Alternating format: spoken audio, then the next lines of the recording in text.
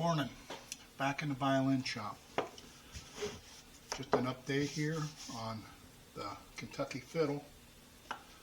Been working on the neck. I pretty well have it, the scroll and the box finished, and I've been working on the back. And I'll tell you, I found something. Probably most of you guys who make fiddles know this, but I didn't. And it's kind of a game changer a little bit in that burnishing the wood after you carve it and that and scrape it really gives it a shiny, hard finish. And I really don't know how it's going to take the varnish in that, but it should. But it makes it really, really smooth. So I'm going to try it. And I've been burnishing the back of the scroll, and it's smooth, if nothing else. But I got a little cleaning up to do on that, and I'll set that aside until I get my fingerboard and I start setting it into the violin, finish carving it so it all fits properly. What I've really been working on now is the back. This piece of maple is a pleasure to work with. It's hard, but it carves very nicely. And my routine for that is after I finish my ribs, I trace the rib pattern onto the piece of maple, and then I cut it out on the bandsaw. And after I cut it out on the bandsaw, I bring it to the table saw and slice off some slices so it's just not so thick around the edges. And then, and this is a little non-conventional, I take it to a router and route the edges to get my perf length ledge.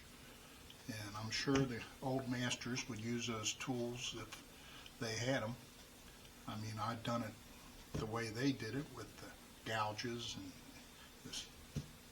the plane and the chisels, and to get a smooth edge around it, but it takes a long time to do that. And the router, a few minutes, it's done.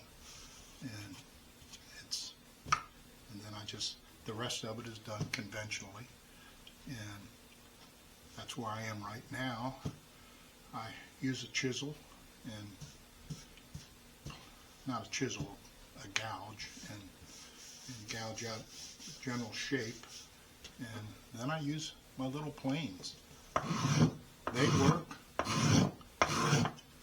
really good, and they move a lot of wood quickly. And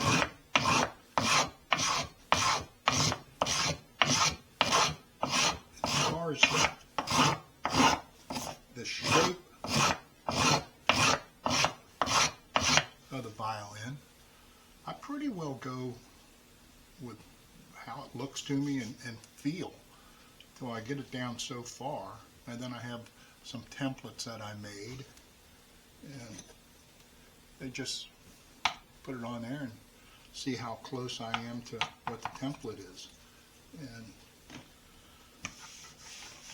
before long you have something that looks like a violin back.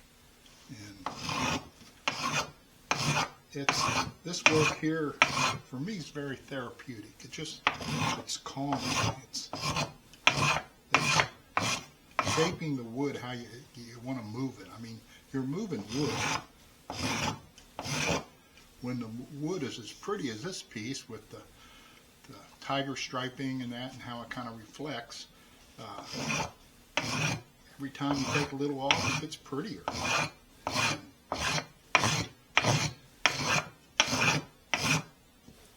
Eventually, I'll get it down to where I want to get it, and then I'll take scrapers and scrape it smooth. And I might even then once before I get it all the way down, I cut the purfling slot, put the purfling in, and then I can finish the edges, and there's a little groove by the purfling you put in. And and try to clean up my edges and make everything blend in. And the whole idea is it to flow and look very natural. And that's what I'm shooting for. And then we'll glue this onto the ribs and we'll start on the top. So that's where we are right now. The next time you'll probably see this side finished, and I'll have it flipped over and we'll be carving out the back. And that's where it gets a little tedious because it has to be thin in some spots and a little thicker in others, and I'll show you the trick I do for that, and it comes out perfect every time, as long as you follow the diagram, it works. But also with the wood, you also have to hear what it's doing. You have to feel what it's doing, because not every piece of wood is the same, and it may be, you might have to make it a little thinner in some places and leave it a little thicker in others, but that's all a feeling, a hearing. Just the more you build, the more you realize what it has to be. And there's no real set formula in stone. It's just something you have to know. And that's all I got right now, so I'll talk to you all later. Thank you.